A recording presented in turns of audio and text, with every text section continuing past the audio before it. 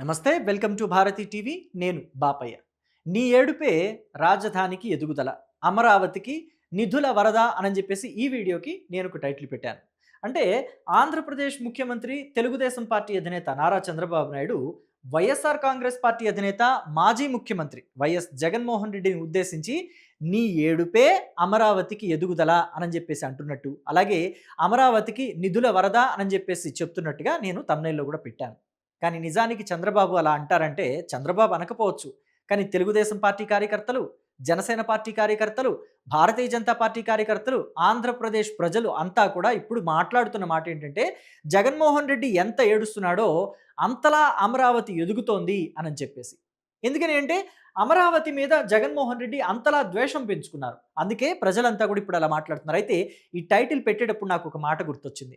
ఆటోల వెనకాల, లేకపోతే లారీల వెనకాల కొన్ని క్యాప్షన్స్ రాసుకుంటారు. వాటిల్లో ప్రధానంగా కనిపించేది ఏంటంటే, నన్ను చూసి ఏడవకురా, నీ ఏడుపే నా ఎదుగుదల అని చెప్పేసి ఉంటాయి టైటిల్స్. నాకు పెట్టేటప్పుడు మాత్రం అదే గుర్తొచ్చింది, నవ్వొచ్చింది. కానీ నెటిజన్లంతా కూడా, తెలుగుదేశం పార్టీ కార్యకర్తలు, జనసేన పార్టీ కార్యకర్తలంతా కూడా ఇదే మాటని ఇప్పుడు వైరల్ చేస్తున్నారు. జగన్ ఏడుపే అమరావతికి జయం అని చెప్పేసి. సో మొత్తం మీద చూస్తే అమరావతిని జగన్ ద్వేషిస్తూనే వస్తున్నారు. 2014, 2019 మధ్య చూసుకుంటే జగన్మోహన్ రెడ్డి అమరావతికి వ్యతిరేకంగా లేరు. ఆంధ్రప్రదేశ్ ప్రభుత్వం అప్పట్లో తెలుగుదేశం పార్టీ అధికారంలో ఉంది.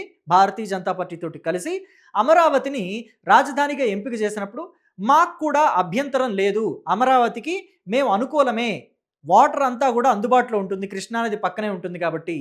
అలాగే చాలా ల్యాండ్ కూడా కావాలి, 30,000 ఎకరాలు కావాలి అని చెప్పేసి ఆయన మాట్లాడారు. ఇంకా ఏమన్నారంటే, రాష్ట్రానికి నడిబొడ్డున ఉంది అమరావతి, మాకు అందుకనే ఆమోదం అని చెప్పేసి అన్నారు.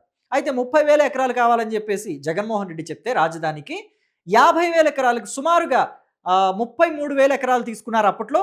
ఆ తర్వాత అది 50,000 ఎకరాలకి పెరిగింది. అమరావతి అంటే ఇప్పుడు 50,000 ఎకరాలు. సో జగన్మోహన్ రెడ్డి మాట నిలబెట్టుకోలేకపోయారు. 2019 ఎన్నికలకు ముందు ఆయన ఏం చెప్పారు?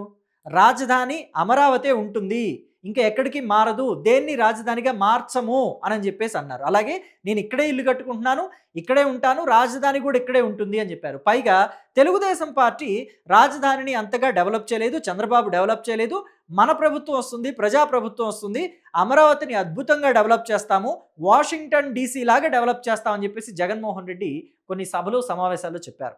కానీ మాట తప్పి ఏం చేశారు? ఇదిగోండి, 3 రాజధానులు తీసుకొచ్చారు. ఆయన ముఖ్యమంత్రి అయిన కొన్నాళ్ళకే కర్నూల్ని జ్యుడిషియల్ క్యాపిటల్, అమరావతిని లెజిస్లేటివ్ క్యాపిటల్, విశాఖపట్నాన్ని ఎగ్జిక్యూటివ్ క్యాపిటల్ చేస్తానన్నారు. ఇలా రాజధాని వికేంద్రీకరణ చేస్తే అభివృద్ధి జరుగుతుంది ఆ ప్రాంతాల్లో అని చెప్పేసి ఆయన ఒక సూత్రం చెప్పారు. ఆ తర్వాత ఎన్నికలకు ముందు అంటే 2023 ఆ టైంలో ఏం చేశారు? మరి రాజధాని వికేంద్రీకరణ చేసి అభివృద్ధి చేయటం జగన్మోహన్ రెడ్డికి నచ్చలేదో ఏమో, అభివృద్ధి చెయ్యలేను అనుకున్నాడో ఏమో తెలియదు, కానీ విశాఖపట్నాన్నే క్యాపిటల్ చేసేస్తున్నాను, Vizag to be new capital of Andhra Pradesh అని జగన్మోహన్ రెడ్డి ఇచ్చిన స్టేట్మెంట్. పైగా అసలు రాజధాని అనే పదం రాజ్యాంగంలోనే లేదు. సో కాబట్టి ముఖ్యమంత్రి ఎక్కడుంటే అక్కడే రాజధాని అని చెప్పి ఇంకొక సూత్రాన్ని కూడా చెప్పారు ఆయన. అయితే ఆయన నివాసానికి తగ్గట్టుగా అనుకూలంగా ఉండేలాగా ఋషికొండకు బోడిగుండు కొట్టేసి అక్కడ బిల్డింగ్స్ కూడా కట్టించారు. ఆయనే ఉండబోతున్నారని అప్పట్లో టాక్ కూడా నడిచింది. మొత్తం మీద 2024 ఎన్నికలకి విశాఖే ఆంధ్రప్రదేశ్ రాజధాని అనే నినాదంతో వైసీపీ వెళ్ళింది. ఫలితంగా ఏమైంది? 2019లో ఆంధ్రప్రదేశ్ రాజధాని అమరావతిగానే ఉంచుతాము, అక్కడే నేను ఇల్లు కట్టుకున్నాను, అమరావతి రాజధాని అనే నినాదంతో ఎన్నికలకు వెళ్ళటం వల్ల 151 సీట్లు వైసీపీకి వచ్చాయి. కానీ విశాఖే రాజధాని, అమరావతి రాజధాని కాదు అని చెప్పడం వల్ల 2024 ఎన్నికల్లో 11 సీట్లు వచ్చాయి. ఒకవేళ అమరావతి రాజధానిగా ఉండకూడదు, విశాఖపట్నమే రాజధానిగా ఉండాలి అంటే ఉత్తరాంధ్ర ప్రజలైనా ఆదరించాలి కదా. కానీ జగన్మోహన్ రెడ్డి మీద ఉత్తరాంధ్ర ప్రజలకి కూడా నమ్మకం లేదు. విశాఖపట్నాన్ని క్యాపిటల్గా చేసుకుంటే ఆ చుట్టుప్రక్కల జిల్లాలన్నీ కూడా డెవలప్ అవ్వాలి కదా, అవుతాయి కదా. ఒకవేళ చేస్తే, జగన్మోహన్ రెడ్డి డెవలప్మెంట్ చేస్తే అవుతుంది. కానీ జగన్మోహన్ రెడ్డి డెవలప్మెంట్ చేస్తాడు అని ఉత్తరాంధ్ర వాళ్ళకి కూడా నమ్మకం లేదు. అందుకనే ఉత్తరాంధ్రలో కూడా ఉత్తరాంధ్రలో కూడా వైసీపీకి ఎదురుగాలే వీచింది, ఎదురు దెబ్బే తగిలింది. చాలా తక్కువ సీట్లు, ఒకటో రెండో వచ్చినాయి. మొత్తం ఉత్తరాంధ్రలో మొత్తం కలుపుకుంటే ఒకటో రెండో వచ్చినాయి అంతే. సో కాబట్టి ఇప్పుడు జగన్మోహన్ రెడ్డి మళ్ళీ మాట తప్పారు, మడమ తిప్పారు. ఈసారి అమరావతే రాజధాని అని చెప్పేసి గెజిట్ నోటిఫికేషన్ కూడా తీసుకొచ్చింది కూటమి సర్కారు. లోక్సభలోను, రాజ్యసభలోను బిల్లును పాస్ చేయించింది. అమరావతికి చట్టబద్ధత కల్పించింది. ఆహ్, ఆ తర్వాత రాష్ట్రపతి చేత మనకిక్కడ బిల్లును కూడా సైన్ చేయించేశారు. అంటే గెజిట్ నోటిఫికేషన్ కూడా వచ్చేసింది. అంతా అయిపోయింది. అమరావతి రాజధాని అనుకుంటున్న టైంలో జగన్మోహన్ రెడ్డి ఏం చేశారు? మావిగన్ అంటే మచిలీపట్నం, విజయవాడ, గుంటూరుని కలిపి రాజధానిని చేస్తానని చెప్పేసి రాజధాని అమరావతి ప్రాంత రైతులందరినీ కూడా మళ్ళీ ఆందోళనకి గురి చేయాలని చెప్పి చూస్తున్నారు. ఎంత అమరావతిని ఆయన డీగ్రేడ్ చేయాలని, డ్యామేజ్ చేయాలని చూస్తున్నారో అమరావతి అంతలా ఎదుగుతోంది. ఇప్పటికే వేల కోట్ల నిధులు ఇవ్వడానికి ప్రపంచ బ్యాంకు, హడ్కో ముందుకొస్తే ఇప్పుడు కేంద్ర ప్రభుత్వం కూడా అమరావతికి ఇంకా సహకారం అందిస్తామని చెప్పి ముందుకొస్తుంది. ఇప్పుడు కేంద్ర ప్రభుత్వం ఏం చెప్పింది అనేది ఒకసారి చూద్దాం. ఆంధ్రప్రదేశ్ రాజధాని అమరావతికి కేంద్ర ప్రభుత్వం కీలక ప్రాజెక్టును మంజూరు చేసింది. చూడండి, అమరావతిలో సెంట్రల్ సెక్రటేరియట్ నిర్మాణానికి రంగం సిద్ధమైంది. 2534 కోట్లతో చేపట్టనున్న నిర్మాణానికి సంబంధించిన డిపిఆర్ను కేంద్ర కేబినెట్ ఆమోదానికి సిపిడబ్ల్యూడి పంపింది. కామన్ సెంట్రల్ సెక్రటేరియట్ కోసం 1299.08 కోట్లతో ప్రాజెక్ట్ డిపిఆర్ తయారైంది.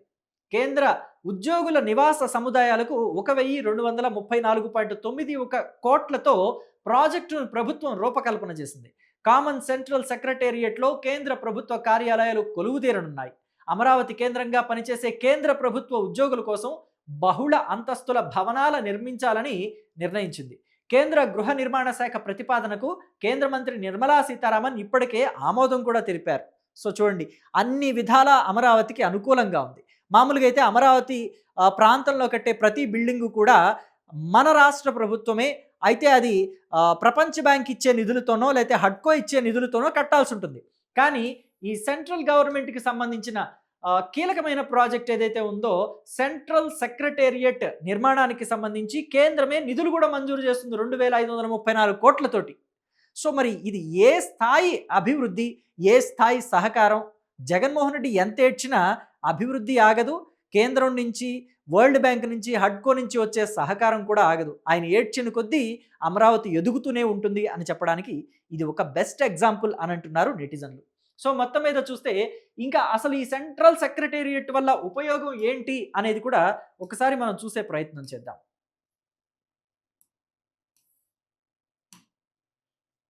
సో చూడండి, ఈ సెంట్రల్ సెక్రటేరియట్ వల్ల ఉపయోగాలు ఏంటి అనేది మనకి ఇక్కడ కొన్ని డీటెయిల్స్ ఉన్నాయి. ప్రస్తుతం రాష్ట్రంలో కేంద్ర ప్రభుత్వానికి చెందిన శాఖలు ఏముంటాయి? Income tax, GST, railway, postal etcetera. వీటన్నిటికీ సంబంధించి వేరువేరు భవనాల్లో అద్దె ప్రాంగణాల్లో పనిచేస్తున్నాయి ఇవన్నీ కూడా. అంటే ఇన్కమ్ ట్యాక్స్ వాళ్ళది, జిఎస్టీ వాళ్ళది, రైల్వే శాఖ వాళ్ళది, పోస్టల్ శాఖ వాళ్ళది అద్దె భవనాల్లోనే పనిచేస్తున్నాయి.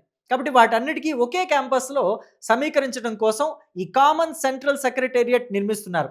ఇది ఢిల్లీలో ఉన్న సెంట్రల్ సెక్రటేరియట్ లాంటిదే, కానీ ఆంధ్రప్రదేశ్కు ప్రత్యేకంగా ఉంటుంది.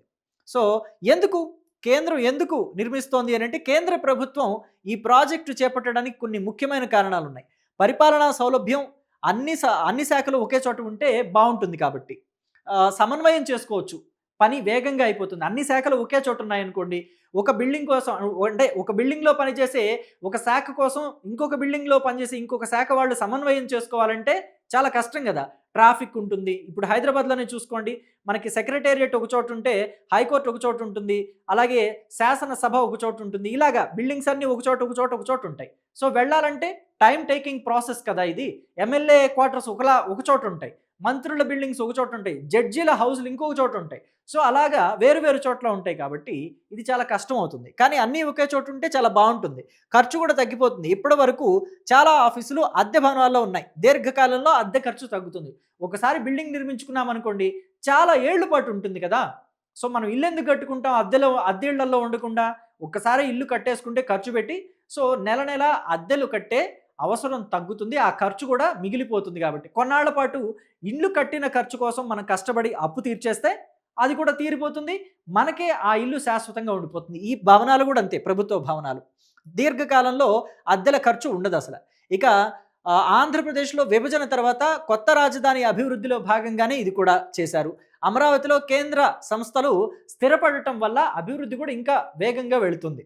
సో ఒకే ప్రదేశంలో అన్ని కేంద్ర సేవలు అందుబాటులో ఉంటాయి, పౌరులకు పనులు సులభంగా అయిపోతాయి అని చెప్పేసి కూడా మనకు తెలుస్తుంది.